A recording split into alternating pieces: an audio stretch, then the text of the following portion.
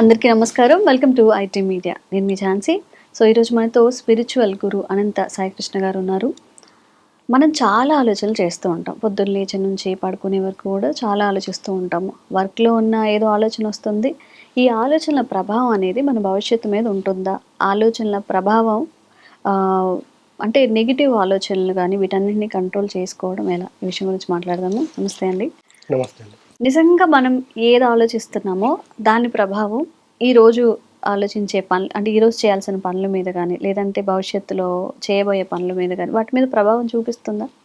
ఖచ్చితంగా మన జీవితం నడుస్తుందంటేనే మన ఆలోచనలతో. ఉమ్, ఆలోచనల ప్రభావం లేకుండా ఒక అడుగు కూడా మన జీవితం నడవదు. ఉమ్, బట్ మనం ఏం చేస్తున్నామంటే మన ఆలోచనల ద్వారా మన జీవితం నడుస్తుందని ఉమ్, తెలుసుకోలేకపోతున్నాం. ఉమ్, ఇప్పుడు చూడండి, మనము ఈరోజు నైట్ పడుకున్నాం అనుకోండి, రేపు టైం టేబుల్ మనం ముందనే ఫిక్స్ చేసుకుంటాం. ఉమ్, అంటే ఉదయం 6కి లేవాలి, 7కి ఒక చోటుకి వెళ్ళాలి, ఉమ్, అక్కడ నుండి ఇంకో చోటుకి వెళ్ళాలి, అక్కడ నుండి ఇంకో చోటుకి వెళ్ళాలి, మళ్ళీ నైట్ అంతా క్లోజ్ చేసుకొని ఇంటికి రావాలి. ఉమ్, అంటే ఇది ఆలోచనలు ఆల్రెడీ మనము టైం టేబుల్ అనేది మన మైండ్లో మనము ఫీడ్బ్యాక్ ఇస్తున్నాం ఉమ్, రేపటి టైం టేబుల్.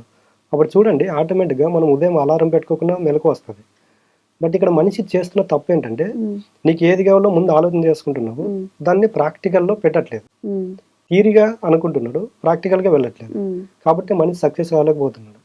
ఈ సమస్యలు, ఈ కష్టాలు, నష్టాలన్నీ ఏంటంటే, ఒకటి కోరుకుంటున్నాడు ఆలోచనల రూపంలో, ఉమ్, దాన్ని ప్రాక్టికల్గా అమలు చేయట్లేదు. ఉమ్, చూడండి, ఒక వ్యక్తి ఉదయం నిద్ర లేచినప్పుడు చూడండి ప్రశాంతంగా ఉంటాడు.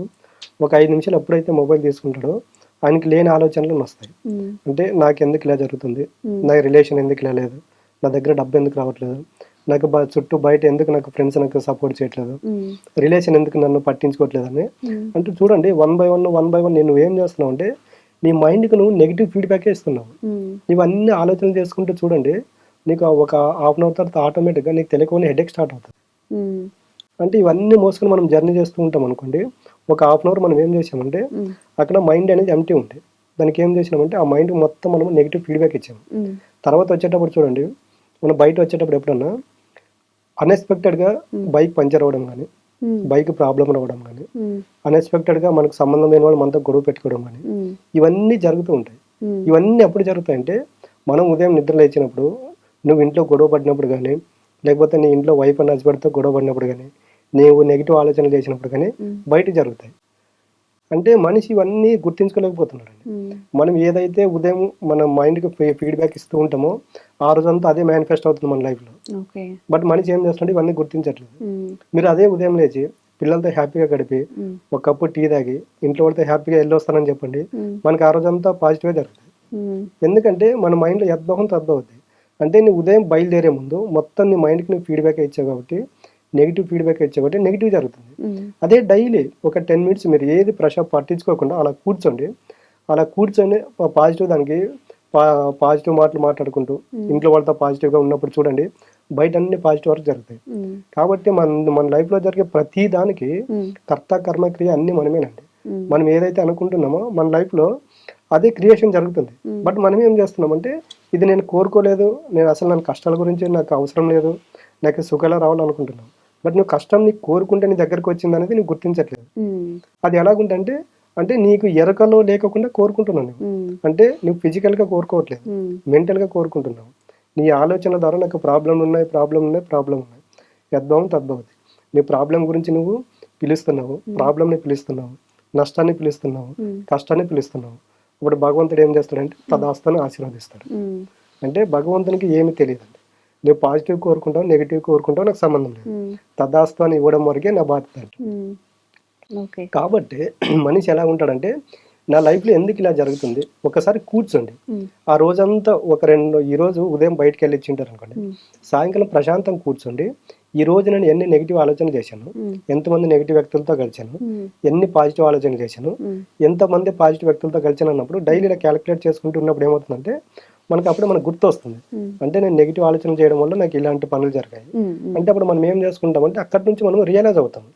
అంటే నెగిటివ్ ఆలోచన చేయడం వల్ల నా లైఫ్ ఇలాగుంది, రేపటి నుంచి పాజిటివ్ ఆలోచన చేద్దాము అన్నప్పుడు ఏమవుతుందంటే, అంటే ఒకేసారి మన మైండ్ అనేది యాక్సెప్ట్ చేయదు. దానికి డైలీ ప్రాక్టీస్ ఇస్తూ ఉండాలి. ఆ డైలీ ప్రాక్టీస్ ఇస్తున్నప్పుడు ఏమవుతుందంటే, ఆటోమేటిక్గా కొన్ని రోజుల తర్వాత మన మైండ్ అనేది ప్యూర్గా పాజిటివ్గా మారిపోతుంది. ఎప్పుడైతే ఒక వ్యక్తి మైండ్గా పాజిటివ్గా మారిపోయినప్పుడు చూడండి, మనం హ్యాపీగా ఉన్నాం అనుకోండి, మనం బాగా అబ్జర్వ్ చేస్తే, మనం హ్యాపీగా ఉండిన రోజు మనకు కావాల్సిన వాళ్ళు మనకు కాల్ చేస్తారు. అంటే మనం ఎక్కడికి వెళ్ళలేకపోయినా నేను పలానా చోటుకి వెళ్తున్నాను రా అంటారు.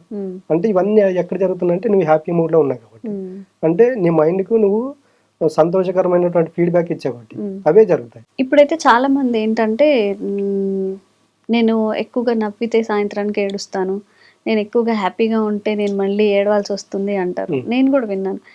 బట్ వాళ్ళకి అలా జరుగుతుందంట.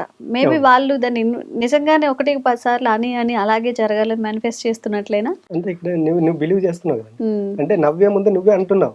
అలాంటి వాళ్ళని మీరు బాగా అబ్జర్వ్ చేయండి.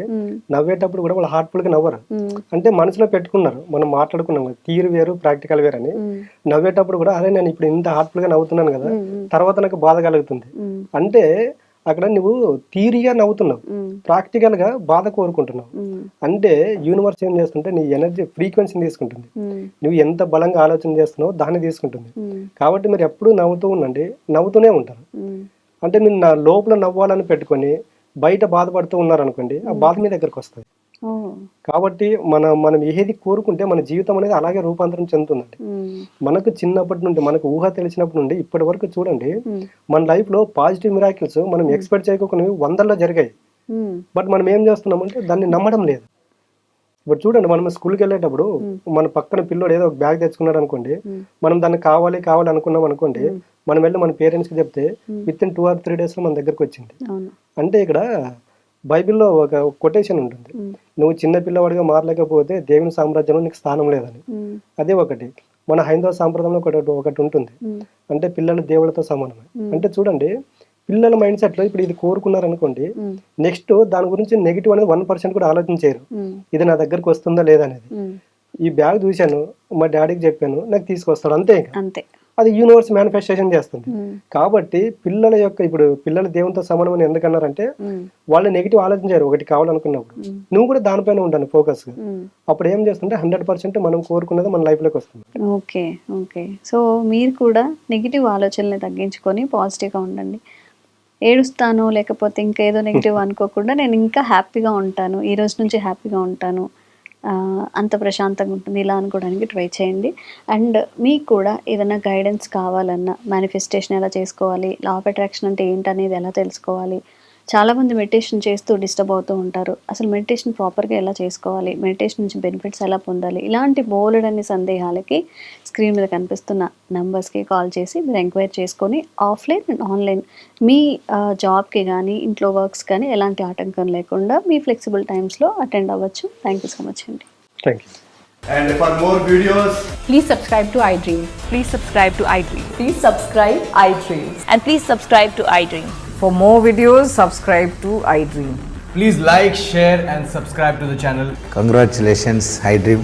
Subscribe to iDream. Subscribe to iDream. So subscribe to iDream Media. iDream team andarki huge congratulations. Please subscribe iDream Media. Please subscribe to iDream. Subscribe iDream. Please subscribe to iDream. iDream అంటే నా కళల ఛానల్ను subscribe చేసుకున్న నోరు తిరుగుతలేదు, మీరైతే గంట గుర్తు కొట్టండి. For more such videos, please subscribe to iDream. Subscribe to iDream. Please subscribe to iDream. Please subscribe iDream Media. Please do subscribe to iDream. Please subscribe to iDream Media. For best entertainment and information, please subscribe iDream. And don't forget to subscribe to iDream.